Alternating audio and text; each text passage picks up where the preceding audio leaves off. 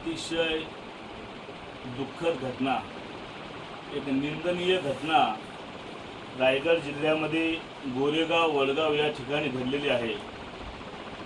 आज कुणाची तरी लेक, कुणाची तरी बहीण आज या गावामधून कोणतरी इसम या ठिकाणी येत आहेत आणि आपल्या मुलीला ब्लॅकमेल करण्याचा प्रयत्न करत आहेत। आज त्या घरामध्ये मी या ठिकाणी आलो असता आपण पाहतोय या ठिकाणी वडिलांचा मोठा ॲक्सिडेंट झालेला आहे।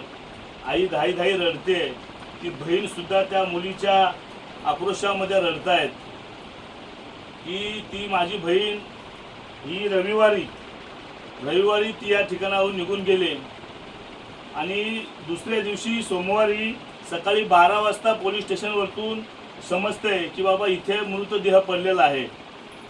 आज त्या मुलीला रविवारी 11 वाजता तो कोण मुलगा होता त्यांनी ब्लॅकमेल करण्याचा प्रयत्न केला आणि ब्लॅकमेल करून तिला बाबा जर तू त्या ठिकाणी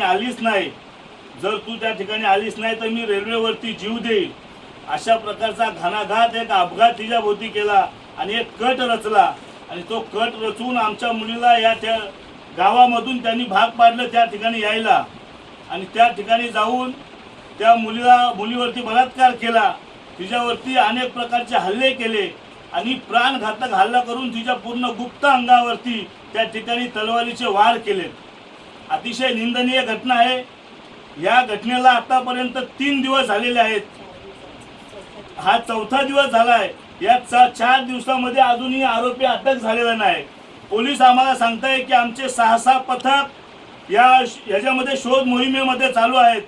माझा एक ऑल इंडिया पॅन्थर संघटनेच्या माध्यमातून आव्हान राहील की जर या पथकाला जर काम करायचं नसेल, या पथकावर जर कुठला दबाव असेल तर तुम्ही या ठिकाणी CID लावा, SIT चौकशी लावा। परंतु आज एक मुलगी, एका वडिलांची मुलगी, आपल्यासारख्याची बहीण आज आमच्या गावामधून बेपत्ता झाले आणि त्या ठिकाणी तिचा मृतदेह सापडतोय, तिच्या गुप्तांगावरती वार केलेले सापडतात। या ठिकाणी या रायगड जिल्ह्याचे खासदार सुनीलजी तटकरे साहेब ते या ठिकाणी येऊ शकले नाही का भेट द्यायला? ज्या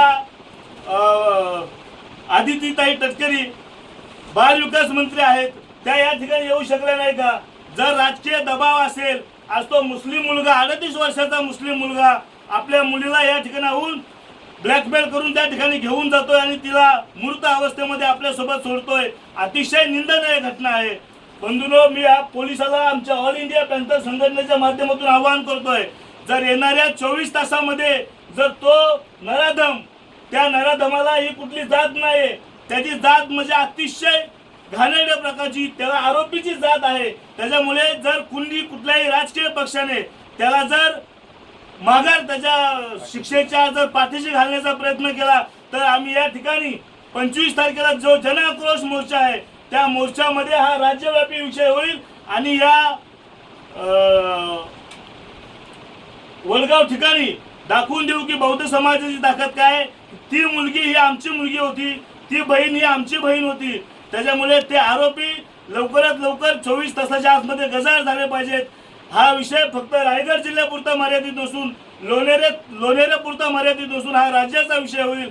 आज ऑल इंडिया पॅन्थर संघटनेचे राष्ट्रीय अध्यक्ष दीपकभाई केदार यांच्या माध्यमातून आम्ही आवाहन करतोय, जर या 24 तासाच्या आतमध्ये जर आरोपी या ठिकाणी अटक झाले नाही तर हा विषय राज्याचा होईल, या ठिकाणी आम्ही सांगतो।